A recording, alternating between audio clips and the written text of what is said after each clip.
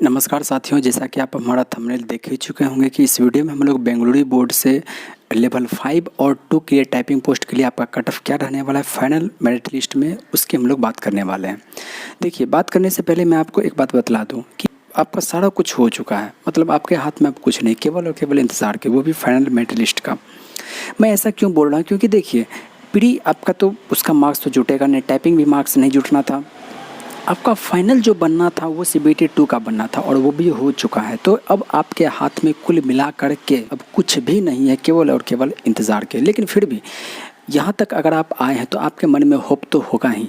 अब देखिए, विद्यार्थी CBT 2 के बाद कहाँ छटेंगे? टाइपिंग में छटेंगे। तो उन कुछ वजह हैं जिस वजह से टाइपिंग में कुछ विद्यार्थी छटेंगे और आपका कटअप भी नीचे गिरेगा और आपका चांस जो है फाइनल मेरिट तक पहुँचने का आपका चांस बढ़ेगा। अगर सबसे पहली बात अगर हम लोग बात करें टाइपिंग पोस्ट में, तो आपका CBT 1 आपका उसका तो मार्क्स कुछ है ही नहीं, टाइपिंग भी कुछ नहीं था। लेकिन CBT 2 का मार्क्स से घुमा फिरा के मैं कुछ नहीं बोलना चाहता हूँ, सीधे सीधे बात मैं ये बताना चाह रहा हूँ कि CBT 2 में यदि आपका कटअप से CBT 2 में अगर कटअप से आप +2 या 3 नंबर हैं तो 95% चांस है कि आप फाइनल मेरिट लिस्ट तक पहुँच जाएंगे।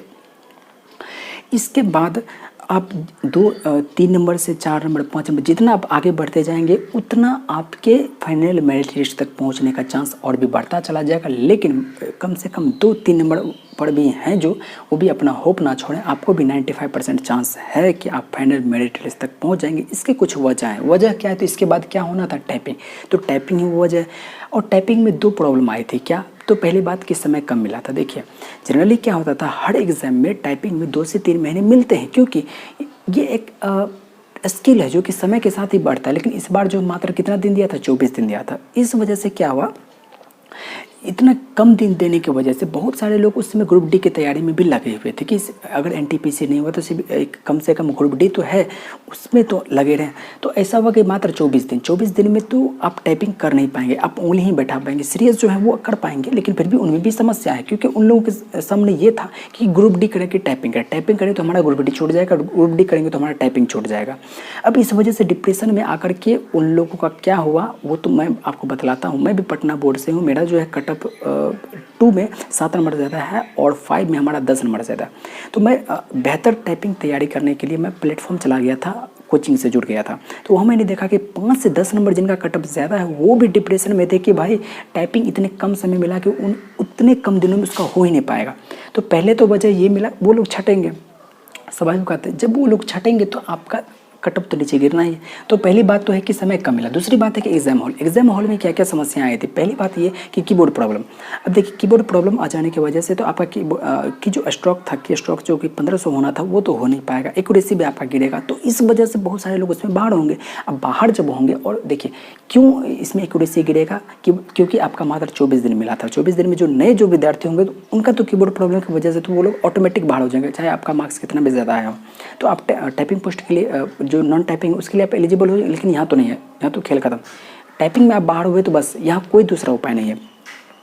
तो यहाँ जब विद्यार्थी जब बाहर होंगे तो फिर आपका कटअप नीचे गिरेगा। दूसरी बात है शिफ्ट टू में क्या हुआ था कि इन्विजिलेटर ने ऐसा कहा दिया था कि रीटाइपिंग नहीं करना है। रीटाइपिंग नहीं करने की वजह से लास्ट में 2-3 मिनट बचने के बावजूद भी वो लोग 1500 स्टॉक से कर पाए, 1500 से कम ही स्टॉक्स कर पाए।